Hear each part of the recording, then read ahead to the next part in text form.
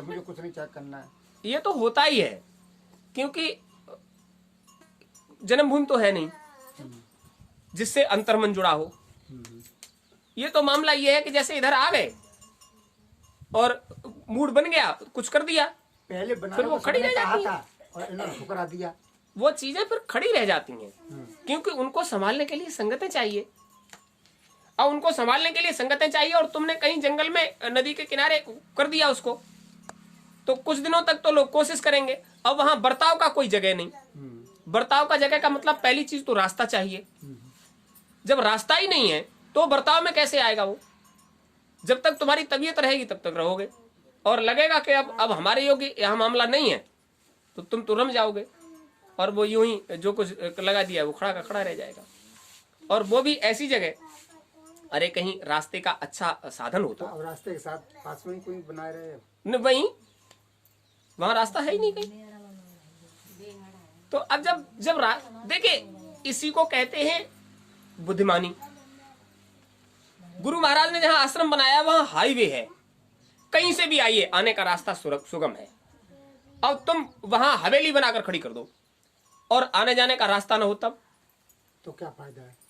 तो थोड़ा अकल लगानी चाहिए। मना करते भी हो तो कुछ ऐसी जगह देखे और जहां सुगम रास्ता हो, रास्ता बनाए रहे आने जाने का। नदिया किनारे तो यही बताएं, अच्छी चीज है। मतलब कहीं भी कर रहे हो, परमात्मा के सानिध्य में जाने का उपाय कर रहे हो, तो वो बढ़िया चीज है, मतलब खराब बात नहीं है। लेकिन बात यह है कि तुम जब जिम्मेदार हो तो जिम्मेदारी को किनारे लगाना चाहिए। अच्छा काम है, साधना के लिए शिविर का स्थान बन रहा है। अब वो साधना के लिए शिविर का स्थान तो बन रहा है, लेकिन वहां साधना परमानेंट बनी रहे तब ना। 2-2, 4-4, 6-6 महीने तक वो फिर वो रहता नहीं कोई वहां, वो तो खंडर हो जाएगा। और फिर ऐसा हो जाता है ना, ऐसे जगहों पर अराजक तत्व अपना अड्डा बना लेते हैं। तो है, या तो आप वहां 2-4 गृहस्थी बसा दो, अराजक तत्व नहीं ठहर पाएगा। अब तुम 2-4-10 दिन रुके और चले गए, फिर तो अराजक तत्वों का अड्डा हो जाएगा वहां। रात को रुकेंगे। तो ये होता है, मतलब कोई भी आश्रम, कोई भी व्यवस्था बिना गृहस्थी के चलने वाली नहीं है। कहीं चले जाओ, अगर आपका संबंध गृहस्थी से नहीं है तो आप उसे चला नहीं पाओगे, तो भूतवासा हो जाता है। हो जाता ही है। अभी आप लोग आते हो, दरबार लगता है, चर्चा होती है, अपने अपने घर चले जाते हो, फिर समय मिलता है तब फिर आ जाते हो। तो आपका जुड़ाव, मतलब आश्रम का जुड़ाव गृहस्थी से होता है। आज तक जितनी व्यवस्थाएं रही हैं सब गृहस्थाश्रम पर ही आधारित रही हैं, और उस जुड़ाव ने ही वहां उन्नति विकास किया है। तो साधन भजन के लिए तो बहुत अच्छा काम है, बहुत अच्छा कर रहे हैं, लेकिन उसको अंजाम तक पहुंचाने का जिम्मा भी तो लेना चाहिए, उसको अंजाम तक पहुंचाइए। तो कुल मिलाकर इधर तो पता नहीं क्या डर लगता है। हम 2 बार गए थे उधर, मुलाकात भी खूब हुई। हाँ, लेकिन इधर मिले थे।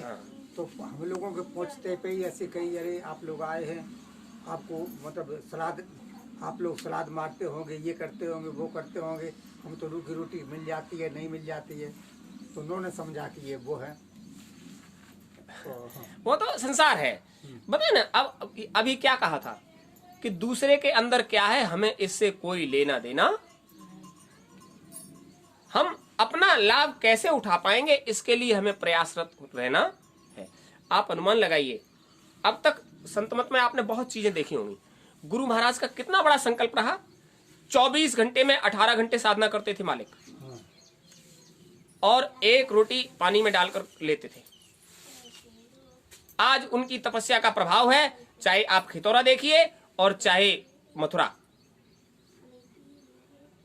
आप के जहन में बात आते ही श्रद्धा, विश्वास और प्रेम छलकता है। हमारे गुरु महाराज का वो स्थान है। और आपके लिए कहेगा क्या खाने से होगी भलाई, साग सब्जी दूध मलाई, और अपन रूखी खाई, खुद रूखी सूखी खाई। तो अब देखिए, हम लोग छूट दे गए। इतनी बड़ी सल्तनत गुरु महाराज की, जहां करोड़ों अनुयायी, वहां रोटी की चर्चा, बच्चा हमको रोटी दे दो, समझने की बात है। और जब बात सामने आई तो उन्होंने कहा बच्चा हमने तो पहले ही मांगी थी, अरे कुछ समय के लिए हमें ही दे देते तो ये काम हो जाते। मतलब ये है कि किसी भी बड़े काम को करने के लिए बड़े संकल्प का इशारा था। इतने लंबे समय तक क्यों लटकी रही बात? क्योंकि उन्होंने कहा था कि किसी भी काम को करने के लिए, इतिहास बनाने के लिए बड़ा संकल्प लेना ही पड़ता है। 14 महीने हुए, नौरातों भर जब नहीं मिलता है ना, रात के 5 बजे ही उठकर कन्या लंगोरा हो जाते हैं, सूरज उगने से पहले ही खा लेते हैं। 14 महीने का समय होता है और अभी वर्ष भर का समय लगेगा, तो ठिकाना है। अरे क्या कमजोर दिखाई दे रहे हैं? क्या आपकी कभी सेवा नहीं की? तो इस चीज को समझ लीजिए आप, गुरु महाराज के नाम से जो काम होता है अद्भुत होना चाहिए, तभी तो उसमें ताकत आएगी। वो गुरु महाराज कहते थे कि मुड़ेर पर बैठकर कबूतर भी उड़ जाएगा, उसको भी मनुष्य का शरीर मिल जाएगा। तो ऐसे ही मिल जाए, बिना त्याग तपस्या के मिल जाएगा। मतलब काल भी उसके आगे नतमस्तक हो जाए। भजन कर तो ऐसा कर, भजन की हद कर दे, भजन के नाम पर यमराज का खाता खत्म कर दे, यमराज भी आगे आके झुक जाएं। अरे देवी सावित्री के बारे में आपने सुना? अरे क्या किया था उसने?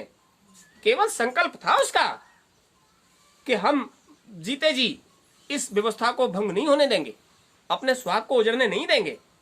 संकल्प ही तो ले लिया था। 3 दिन तक जल का आहार नहीं किया उसने।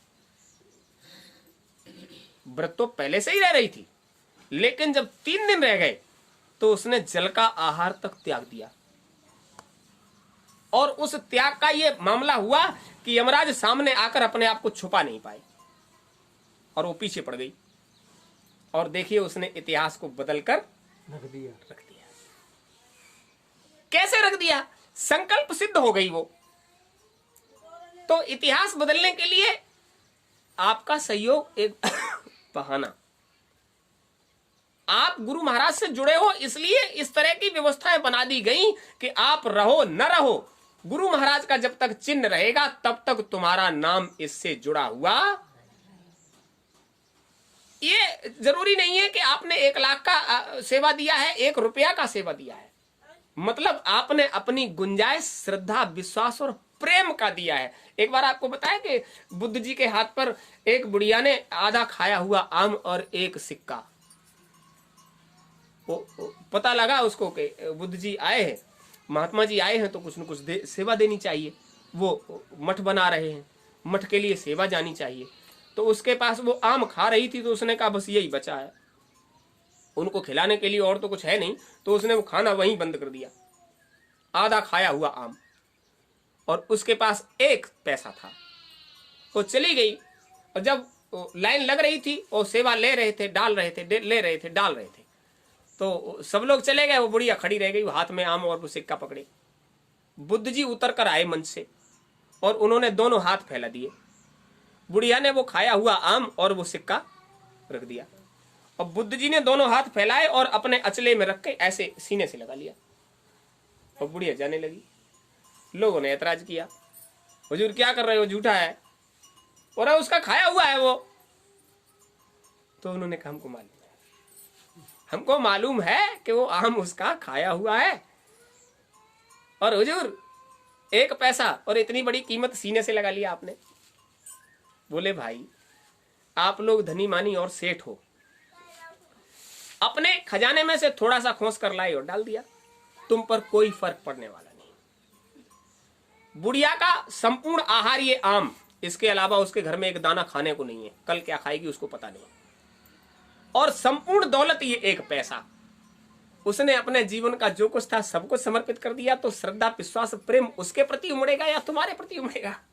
भाई उसके पास तो जो कुछ था, मुंह का निवाला तक दे दिया उसने, आधा बचा वो भी दे दिया, और 1 पैसा था वो भी दे दिया, कल क्या करेगी उसका पता नहीं। तो आप समझ लीजिए महात्मा को किस चीज की कदर होती है? आपके श्रद्धा की, आपके विश्वास की, आपके प्रेम की, आपके भाव की। तो ये जो हो रहा है वो वही सब है। आज बलवीर भैया कह रहे थे, आए सुबह तो बोले बड़ी जी हमको बड़ी चिंता है। काहे बात की? कि ये मंदिर की व्यवस्था कैसे होगी? हमने कहा मंदिर की व्यवस्था हमारे गुरु महाराज समस्त सल्तनत के बादशाह,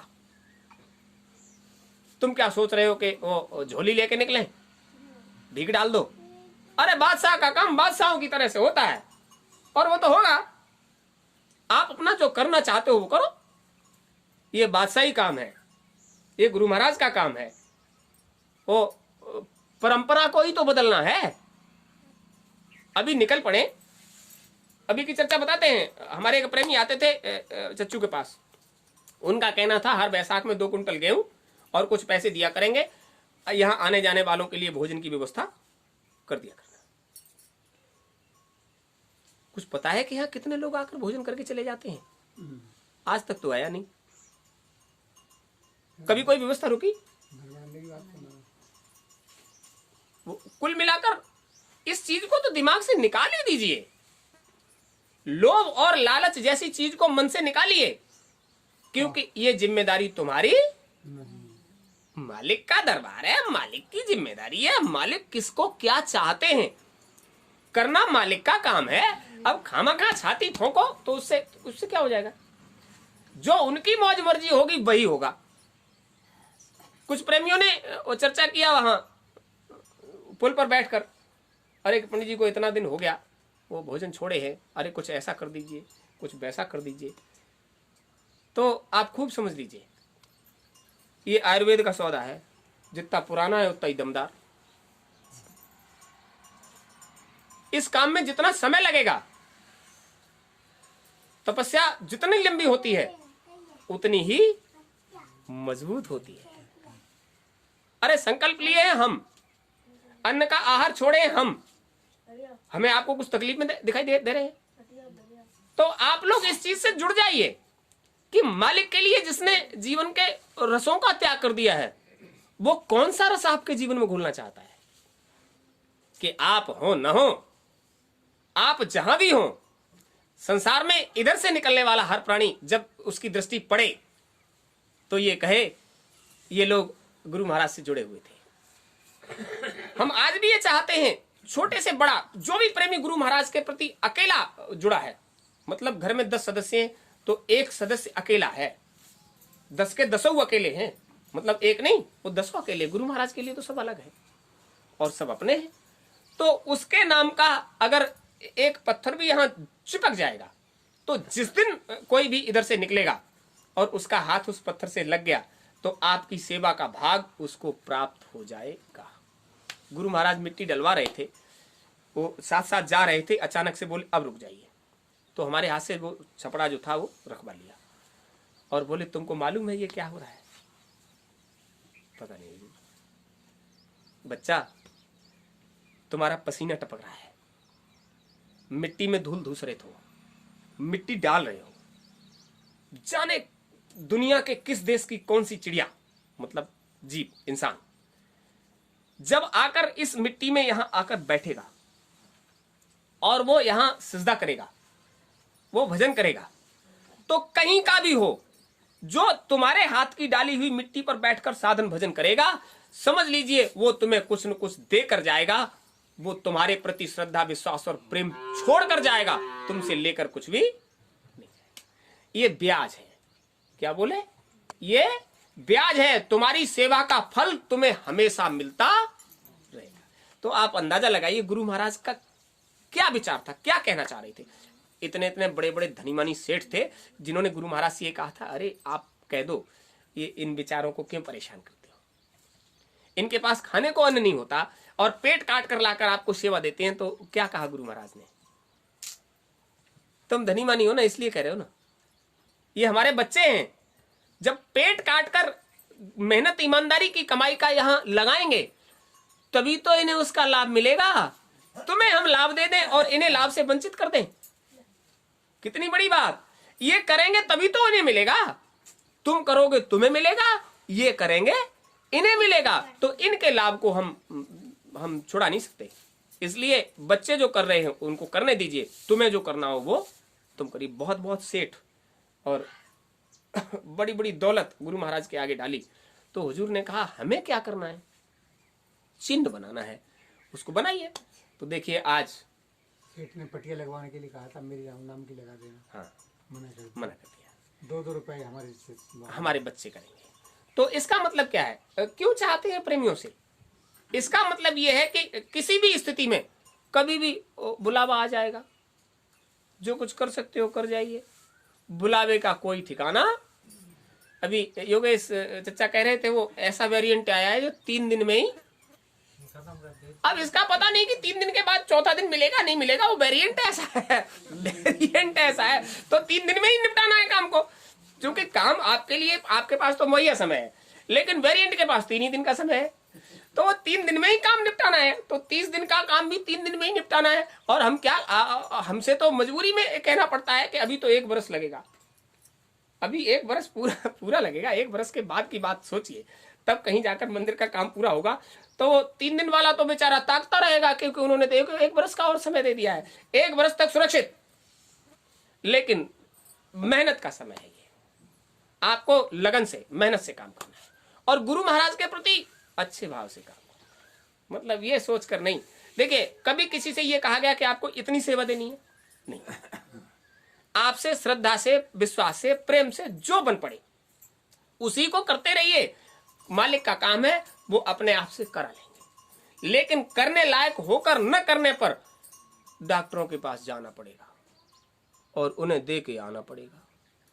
करने लायक हो और फिर भी मालिक के प्रति प्रदर्शित तो करते हो, अरे हुजूर महाराज, लेकिन करना नहीं चाहते।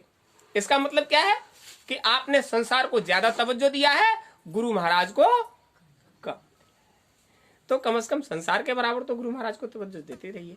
उन्होंने तो यहां तक कह दिया था कि तुम्हारे 4 बच्चे हैं, 5वां हमको बना लीजिए। आज तक ये बात कभी किसी महात्मा के मुंह से सुनी हो, लेकिन गुरु महाराज ने ये कहा कि 4 हैं तो 1 हमको भी बना दीजिए, 5वां बना लीजिए और हमारा हिस्सा डाल दीजिए, ताकि हमारे हित का और हमारे भाग का हमको मिलता रहे। ऐसा इसलिए कहा था कि जीवन में गुरु महाराज का हिस्सा होना चाहिए।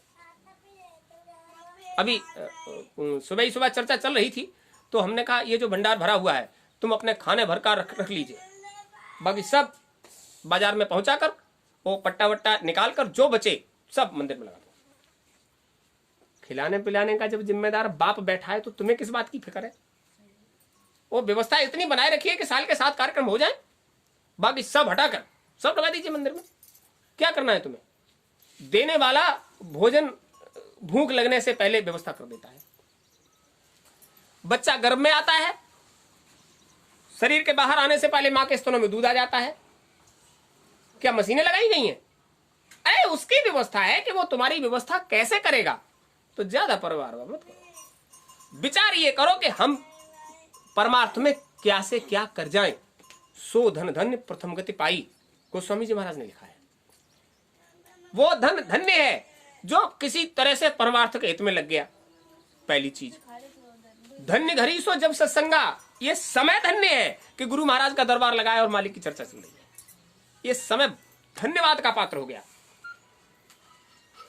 धन्य सो विप्रजय भगति अभंगा, यहां सभी विप्र हैं। विप्र वैसे ब्राह्मण को कहते हैं, लेकिन विप्र का मतलब है कि संसार में बैठे हुए हो और संसार की तुम्हें कोई फिक्र, विशुद्ध प्रज्ञ, पूरा संसार संसार में पड़ा है और हमें संसार का कोई ज्ञान, ये विशुद्ध प्रज्ञ है। धन्य सो विप्र जय भगति अभंगा, ये जो गुरु महाराज की दी हुई भक्ति है इसी को अभंग भक्ति कहते हैं। शरीर छूट जाने के बाद भी साथ रहेगी और शरीर फिर मिलेगा फिर भी साथ रहेगी, ये भक्ति कभी छूटने वाली। ईश्वर भगवान देवी देवता जिसकी भी करोगे, जिधर रहोगे उधर ही रहेगी और इधर की इधर ही और उधर की उधर। लेकिन ये अभंग भक्ति ये कभी छूटने वाली। एक विशेष सूचना आपको, इस बार जेठ 13 का जो कार्यक्रम होगा उसमें जो सत्संग आपको मिलेगा वो आज से पहले कभी नहीं मिला होगा।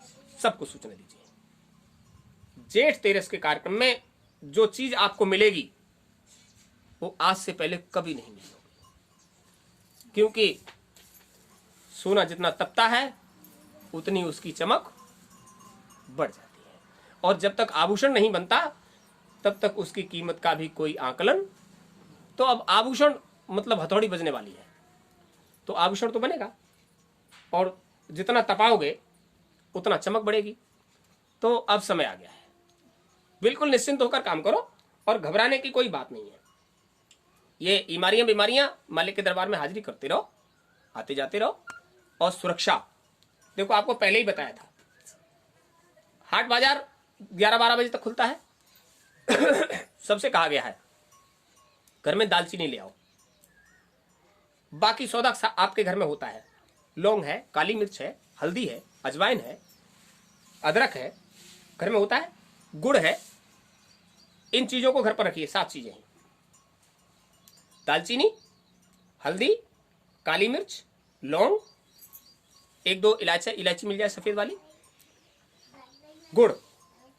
इन सबको, अदरक को 1 इंच अदरक उसमें डाल लिया, इन सबको थोड़ा सा कुचला, पानी में बॉईल कर लिया, छोटे बड़े सब। अब ये जो चाय वाय पीते थे उसको बंद कर दीजिए कुछ समय के लिए। आप इसको उबालिए खूब ढंग से, उबालने के बाद उसको छान लीजिए। और सब लोग चाय की जगह दिन में 1 बार 2 बार 3 बार जैसे भी इस्तेमाल कर सकते हो उसको